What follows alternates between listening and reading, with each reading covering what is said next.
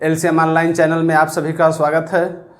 आप लोग पिछले वीडियो में देखा कि किस तरह से जो पेशवा की मूर्खता के कारण जो है द्वितीय आंग्ल मराठा युद्ध होता है और उसमें मराठाओं की कितनी बड़ी हानि होती है।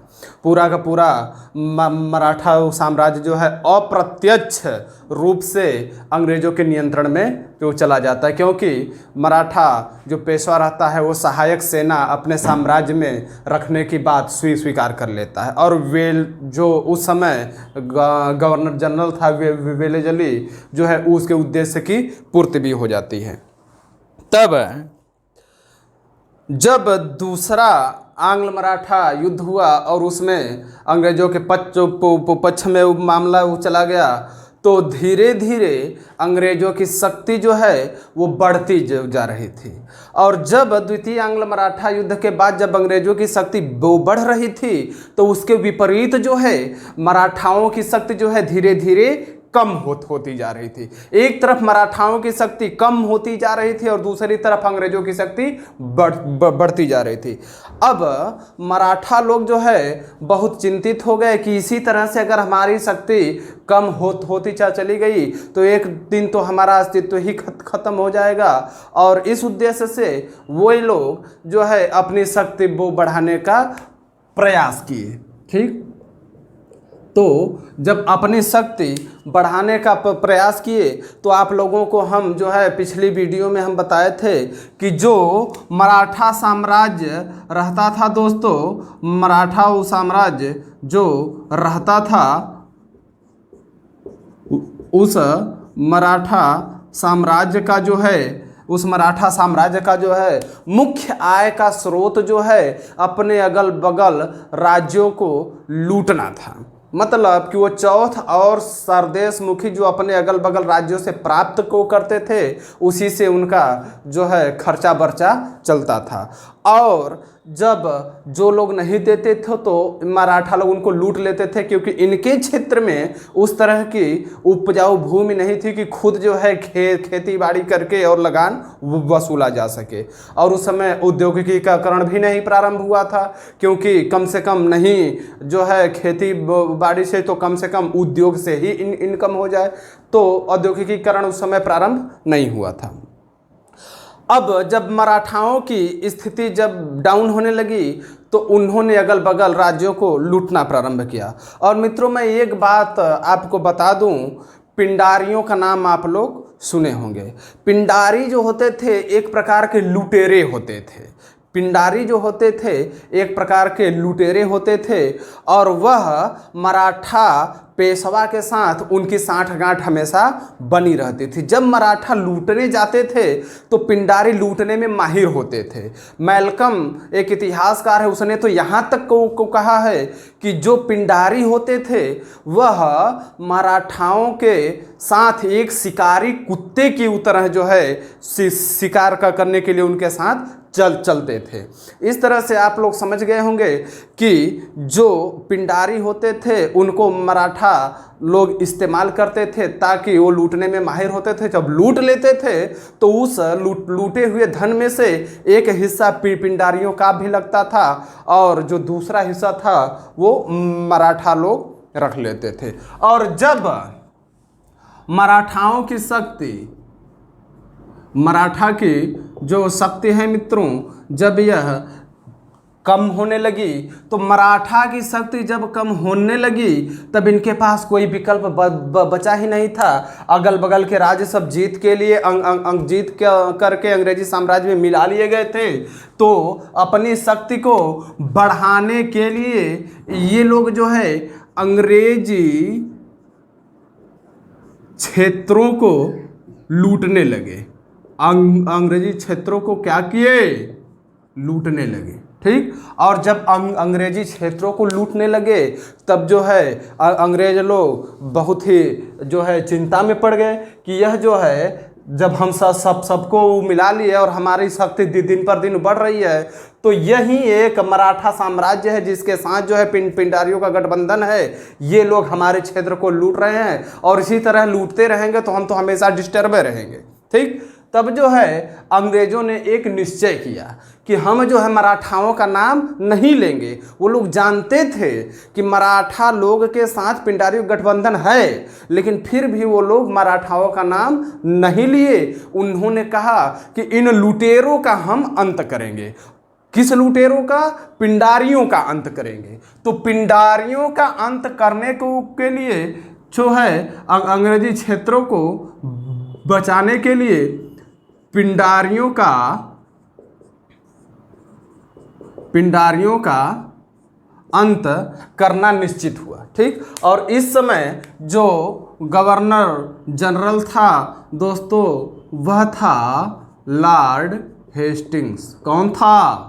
Lord Hastings. यह जो है गवर्नर जनरल था। यह जो है पिंडारियों का अंत करने का निर्णय ले लिया कि अब पिंडारियों का अंत करके ही रहेंगे। लेकिन वो ये भी जानता था कि यदि हम पिंडारियों का अंत करेंगे तो जो मराठे लोग हैं ये निश्चित ही इनका साथ देंगे, और जब इनका साथ जब तक ये लोग देते रहेंगे तब तक हम पिंडारियों का अंत नहीं कर सकते। इसलिए यह बहुत चालाक था, बहुत शातिर था। यह क्या किया? जो है मराठे लोगों से पिंडारियों का अंत करने से पहले ही कुछ जो है संधि किया। ठीक। और जो संधि को किया वह संधि जो है किया नागपुर की सुसंधि और पुणे की संधि और ग्वालियर की संधि, ये 3 संधि किया। जो पहला संधि को किया वह भोसले से किया ना, भोसले राजवंश से किया। जो पुणे की संधि किया वह पेशवा से किया, और जो ग्वालियर की संधि किया वह सिंधिया से किया। ठीक। और इन तीनों से जो संधि किए, नागपुर की संधि भोसले से, पुणे की संधि पेशवा से और ग्वालियर की संधि सिंधिया से, इन तीनों से संधि को करके अंग्रेजों ने यह जो है इन लोगों से यह बात जो है स्पष्ट करवा लिया कि जब हम पिंडारियों का दमन करेंगे, जब हम पिंडारियों के ऊपर आक्रमण करेंगे, उनको समाप्त करेंगे, तो आप लोग हमारा साथ देंगे, न कि पिंडारियों का। ठीक।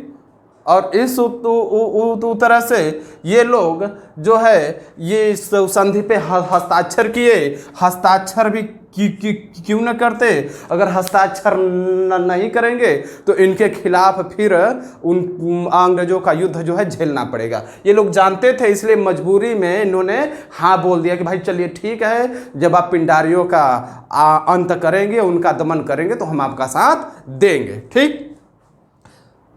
और इस संधि के बाद जो है ये लोग जो है लॉर्ड हेस्टिंग जो है पिंडारियों का अंत को करने का निश्चय किया। पिंडारियों का अंत करने का निश्चय किया। ठीक। पिंडारियों का अंत करने का निश्चय किया। लेकिन जब पिंडारियों का अंत करने का प्रयास किया लॉर्ड हेस्टिंग्स, तो उस दौरान जो है न तो भोसले साथ दिया, न तो पेशवा साथ दिया, न तो सिंधिया साथ दिया। इन तीनों में से किसी ने भी अंग्रेज का सहयोग नहीं किया, ईस्ट इंडिया कंपनी का सहयोग नहीं किया, लॉर्ड हेस्टिंग का सहयोग नहीं किया। अब यह जब सहयोग नहीं किए तब लॉर्ड हेस्टिंग्स इस बात को जो है समझ गया कि जो है ये किसी भी हाल में नहीं चाहते हैं कि पिंडारियों का अंत हो। इसलिए अब जो है लॉर्ड हेस्टिंग्स का एक उद्देश्य हो गया कि हम जो है ये लोग जो कि सहयोग नहीं कर रहे पिंडारियों का अंत करने में, हम इनकी अस्तित्व ही नष्ट कर देंगे। और इस उद्देश्य से यह तीनों के खिलाफ युद्ध का ऐलान कर देता है दोस्तों। तीनों के खिलाफ कि अब तुम लोगों को जो है अपने साथ रखने से कोई फायदा नहीं, तुम बार बार पिंडारियों का साथ दोगे, इसलिए पहले तुम्हारी ही अस्तित्व खत्म करें, उसके बाद हम पिंडारियों का अंत को करेंगे। इसलिए तीनों का युद्ध करने का निश्चय किया। अब जो है यह कहा कि अब तुम तीनों लोग तैयार हो जाओ। अब जो है युद्ध का ऐलान कर देता है दोस्तों। क्या कर देता है? युद्ध का ऐलान कर देता है। कौन कर देता है? लॉर्ड हेस्टिंग्स कर देता है कि अस्तित्व समाप्त करके रहेंगे। और जो है पेशवा को कहता है कि तुम भी युद्ध के लिए तो तैयार हो जाओ, अब तुम्हारा अस्तित्व खत्म करके मानेंगे, हमारा कहना तुम नहीं माने, पिंडारियों का अंत करते समय तुम हमारी सहायता नहीं किए, अब हम तुमको समाप्त को करके रहेंगे। और सिंधिया से भी कहता है कि तुम भी युद्ध करने के लिए तैयार हो जाओ, अब जो है तो तुम लोगों का समय खत्म हो चुका है, अब तो तुम लोगों को पूर्णतया अंत करने का समय आ गया है। और होलकर से भी युद्ध करता है। होलकर से भी युद्ध करता है। जो पेशवा से युद्ध करता है दोस्तों, पेशवा से युद्ध करता है किर्की के स्थान पे। कहाँ करता है? किर्की के स्थान पे। ठीक, चलो। और जो सिंधिया से युद्ध करता है वो शीतल वर्णी के स्थान पे करता है।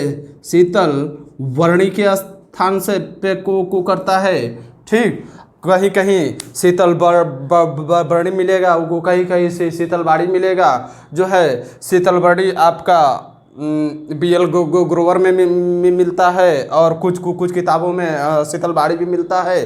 तो यहाँ पे जो हम आपको पढ़ाते हैं वो 4 से 5 किताबों को मिला करके पढ़ाते हैं, और उसमें से जहाँ पे अधिक अंतर होता है वहाँ पे हम कोशिश करते हैं कि जो मानक किताब हो उसी किताब का जो है हम अनुसरण करते हैं। क्योंकि जब विवादित मामला होता है, जब मैटर कोर्ट में जाता है, तो गाइड या अन्य चीज़ों का वहाँ मान्य नहीं होता। जो मानक की किताब होता है भारत सरकार द्वारा, उसी का कंटेंट मान्य किया जाता है। इसलिए यहाँ पे शीतल वर्णी जो सिंधिया के साथ युद्ध होता है वो शीतल वर्णी में होता है।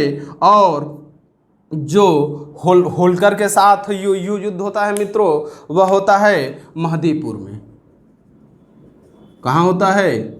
महदीपुर में। ठीक, और इन 3 युद्धों में जो है अंग्रेज जो है तीनों को पराजित कर देते हैं, और ये तीनों जो है वो पराजित हो जाते हैं। और इस युद्ध के बाद जो है पेशवा की गद्दी छीन लेते हैं दोस्तों। अब पेशवा को पेशवा नहीं रहने देते।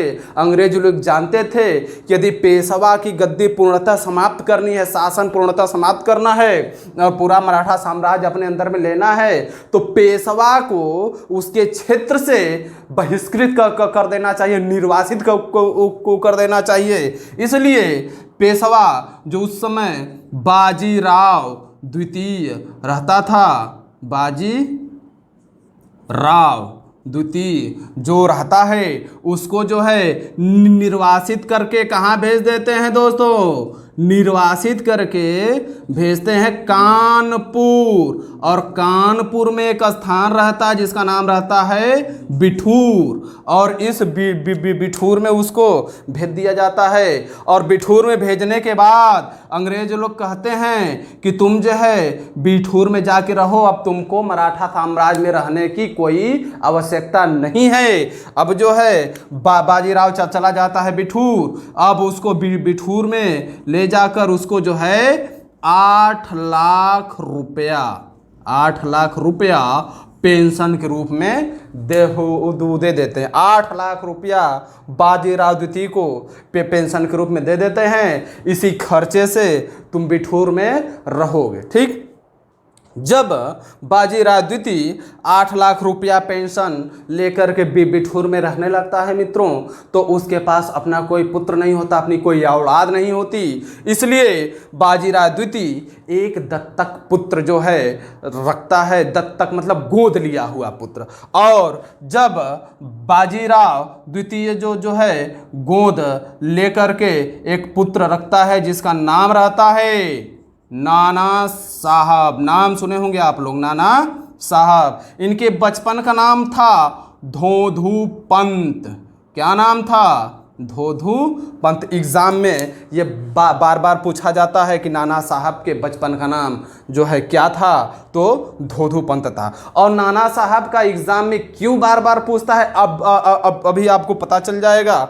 जब नाना साहब जो है इन बाजीराव मृत्यु के बाद भाई जब इसका दत्तक पुत्र थे तो भाई उनका अधिकार हुआ इस पेंशन पे।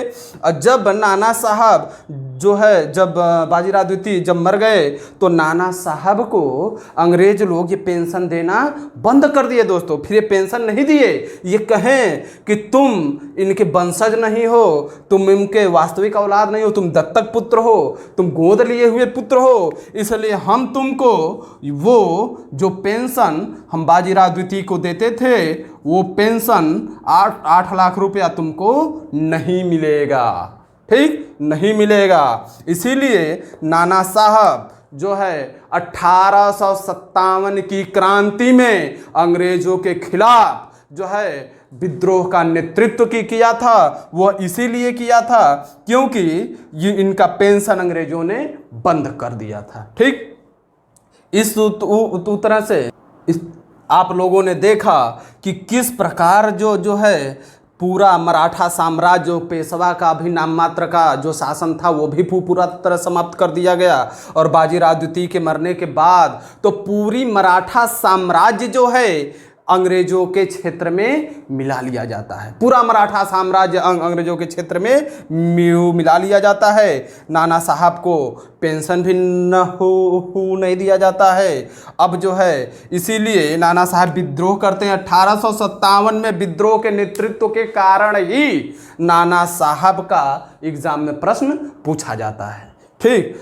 अब जो है आप लोग जो है देखेंगे कि किस तरह से जो है पूरा मराठा साम्राज्य अंग्रेजों के अधीन चला जाता है। अब यहाँ ये पूरा का पूरा क्षेत्र जो है ईस्ट इंडिया कंपनी के क्षेत्र में मिला लिया। अब इस पे अब किसका अधिकार हो गया, अंग्रेजों का अधिकार हो गया, ठीक। और जब अंग्रेजों का अधिकार हो गया दोस्तों तो यहाँ पर जो मराठा साम्राज्य था उस साम्राज्य में उस समय जो है मालवा भी आता था और मालवा के साथ साथ ग्वालियर भी आता था दोस्तों, ग्वालियर, ठीक। ग्वालियर और मालवा ये भी मराठा के अधीन साम्राज्य में माने जाते थे, मराठा के अंदर में आते थे।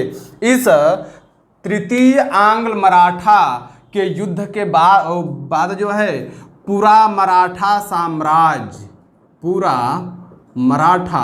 साम्राज्य जो है कहाँ चला जाता है, अंग्रेजों के हाथ में चला जाता है। और जब अंग्रेजों के हाथ में वो चला जाता है तो इस मराठा साम्राज्य में उस समय मालवा और ग्वालियर आप लोग देखते होंगे दोस्तों, मालवा पठार देखते होंगे, यह सब एमपी में है। और ये पूरा का पूरा क्षेत्र जो है यह अब अंग्रेजों के हाथ में चला जाता है, ठीक। और यहाँ पर जब सिंधिया और होलकर की हार होती है तो यहाँ आप लोग देखे होंगे कि यहाँ पर गुजरात में, वर्तमान गुजरात में एक नदी बहती है जिसका नाम है नर्मदा, ठीक। और उस समय यह मराठा क्षेत्र के अंतर्गत ही आता था क्योंकि गुजरात नाम की कोई प्रांत नहीं थी उस समय। तो यह नर्मदा नदी के दक्षिण में, ठीक, जिस पे जो है भोसले का अधिकार था। इसमें जो है एक था खानदेश, यह भी अंग्रेजों को दे दिया जाता है। और इधर जो अजमेर था, अजमेर पे उस समय सिंधिया का अधिकार था। सिंधिया जो है अजमेर को और भोसले जो है खानदेश को, यह भी जो है ये लोग ईस्ट इंडिया कंपनी को दे देते हैं, ठीक। अब आप लोग ये देखे होंगे, अब आप लोग ये ध्यान देंगे तो आप लोग समझेंगे कि जो तृतीय आंग्ल मराठा युद्ध के बाद अब पूरे भारत का भौगोलिक क्षेत्र अंग्रेजों के कब्जे में चला जाता है। जो है ये पूरा उत्तर भारत तो बक्सर के युद्ध के बाद ही जो चला गया था। जिस तरह यहाँ बाजीराव द्वितीय को पेंशन दे करके यहाँ कानपुर के बिठूर में भेजे थे, उसी तरह जो है यहाँ शाह आलम द्वितीय को भी पेंशन दे करके जो है पूरे मुगल साम्राज्य पे अपना अधिकार जमा लिए थे। पूरा बंगाल, पूरा उत्तर भारत पूरा अंग्रेजों के कब्जे में तो पहले ही जा चुका था और इसी से प्राप्त शक्ति के बल पर उन्होंने मैसूर को जीता और या इन सब शक्ति के बल पर इन्होंने मराठाओं से युद्ध किया और यही मराठा अंतिम ऐसा क्षेत्र था, अंतिम ऐसा साम्राज्य था जो अंग्रेजों के चंगुल में नहीं गया था। लेकिन तृतीय आंग्ल मराठा युद्ध के बाद मराठा साम्राज्य का अस्तित्व समाप्त हो जाता है, पेशवा का अस्तित्व समाप्त हो जाता है और पूरा का पूरा मराठा साम्राज्य जो है वो अंग्रेजों के अंडर में चला जाता है। अब पूरा जो है उत्तर से लेके दक्षिण तक, कन्याकुमारी तक और गुजरात से लेके यहाँ तक ये पूरा का पूरा भारत जो है अंग्रेजों के अधीन हो जाता है। अब अंग्रेजों का कोई टक्कर लेने वाला नहीं रहता है। अब प्रारंभ होगा अंग्रेजों की क्रूरता पूर्वक जो है वसूली, क्रूरता पूर्वक अत्याचार इस पूरे देश के लोगों पे। और जब यह अत्याचार, यह व्यवहार जब यहाँ के लोगों के बस के बाहर हो जाता है दोस्तों, जब ये लोग जो है अत्याचार बस के बाहर हो जाता है, तब ये लोग एक भयंकर विद्रोह करते हैं और उस विद्रोह का जो नाम है 1857 का विद्रोह करते हैं। लेकिन अब हम ये आपको बताएंगे कि इस पूरे भौगोलिक क्षेत्र पे अंग्रेज जब कब्जा कर लेते हैं तो किस किस प्रकार से अत्याचार करते हैं, किसानों पे किस प्रकार से अत्याचार करते हैं, मजदूरों पे किस प्रकार से अत्याचार करते हैं, सामंतों पे किस प्रकार से अत्याचार करते हैं और जो शासकों पे अत्याचार कर रहे हैं उसको आप देख ही रहे हैं किस प्रकार से मिला लिए। हर एक छोटी बड़ी चीज को दिखाते हुए और प्रश्न को बनाते हुए बताते हुए हम लोग आगे बढ़ेंगे। एक भी क्वेश्चन आपसे छूटेगा नहीं मित्रों। लेकिन अगर आपको लग रहा होगा कि नहीं यहाँ कहाँ से मतलब कहाँ से मैं पढ़ा रहा हूँ, तो आप केवल कॉन्सेप्ट समझिए। एक बार आधुनिक इतिहास का पूरा सीक्वेंस आप देख लेंगे तो पूरी आधुनिक इतिहास एक कहानी की तरह आपके दिमाग में बन जाएगी। कभी आपको रटने की जरूरत नहीं पड़ेगी। वो हमारी जिम्मेदारी है कि हम जो चीज़ें छोड़ रहे हैं, जैसे मराठा में जो चीज़ छोड़े हैं शिवाजी राव का, तो वो हमारी जिम्मेदारी है कि उसको हमको किस तरह आपको देना है और एक भी चीज़ छूटेगा नहीं। क्रमबद्ध रूप से पूरी आधुनिक इतिहास आपको मिलेगी और पूरी की पूरी क्वेश्चन जो है एग्जाम में जो आएंगे इससे बाहर नहीं जाएंगे। तो आप लोग ध्यान दीजिएगा। अब यहाँ से हम लोग देखते हैं कि किस प्रकार से क्वेश्चन बनते हैं। तो क्वेश्चन सबसे पहले बनेगा मित्रों कि तृतीय आंग्ल मराठा युद्ध जो है कब हुआ, तो 1817 से 1818 के बीच हुआ था। ठीक, अब ये पूछा जाएगा कि तृतीय आंग्ल मराठा युद्ध का तत्कालिक कारण क्या था। तो तत्कालिक कारण था पिंडारियों का अंत या पिंडारियों का दमन। कई बार एग्जाम में पूछा गया क्वेश्चन है, क्योंकि यही पिंडारियों का अंत जो है लॉर्ड हेस्टिंग्स जो है करने का प्रयास किया और जब इसमें ये लोग सहयोग नहीं किए, संधि करने के बावजूद सहयोग नहीं किए, तब जो है यही कारण जो है बन जाता है मराठाओं के साथ युद्ध करने का। ठीक, और ये भी प्रश्न पूछेगा कि पिंडारियों के दमन का श्रेय किसे जाता है, तो पिंडारियों का दमन का श्रेय लॉर्ड हेस्टिंग्स को जाता है। ये बहुत ही गहराई से प्रश्न है, ये यूपीएससी वगैरह में ही पूछे जाएंगे, वनडे में रेयर केस में एसएससी में पूछे जाएंगे। ठीक, इसलिए इसको जो है अपना देख करके उसी हिसाब से जो जिस जो है क्लास के बच्चे हों उसी हिसाब से ये अपना ध्यान दें। ठीक, और ये तो पूछा जाता है, ये जो युद्ध हुआ ये आंग्ल मराठा युद्ध, ठीक, ये पूछा जाता है। तो यह जो पूछा जाता है, यह पूछा जाता है कि तृतीय आंग्ल मराठा युद्ध में पेशवा की हार किस स्थान पे हुई, तो किरकी नामक स्थान पे हुई। ठीक, या जो तृतीय आंग्ल मराठा युद्ध के अंतर्गत जो पेशवा के साथ युद्ध हुआ वो कहाँ हुआ, तो किरकी नामक स्थान पे। या ये भी ऐसे भी पूछ सकता है कि किरकी का युद्ध किनके किनके बीच हुआ, तो अंग्रेजों और पेशवा के बीच हुआ। ठीक, और शीतल बरनी का युद्ध किसके किसके बीच हुआ? तो अंग्रेजों और सिंधिया के बीच हुआ। और महदीपुर का जो है युद्ध किसके किसके बीच हुआ? तो अंग्रेजों और होलकर के बीच में हुआ। ठीक, और इस तरह से यहाँ से महत्वपूर्ण क्वेश्चन बनते हैं। और ये क्वेश्चन जो बेहद इंपॉर्टेंट है इस टॉपिक का, और यह भी आपसे पूछा जाता है कि जब तृतीय आंग्ल मराठा युद्ध हो रहा था उस समय मराठा साम्राज्य का पेशवा कौन था? तो बाजीराव द्वितीय था। ये इसलिए पूछा जाएगा क्योंकि इसी को जो है निर्वासित भी किया गया था और पूर्णतः समाप्ति भी इसी के समय में हुआ था। ठीक, इसके बाद जो है अगला प्रश्न पूछा जाएगा कि तृतीय आंग्ल मराठा युद्ध में पेशवा बाजीराव को हरा करके उन्हें निर्वासित करके कहाँ भेजा गया? तो कानपुर भी दे सकता है, बिठूर भी दे सकता है।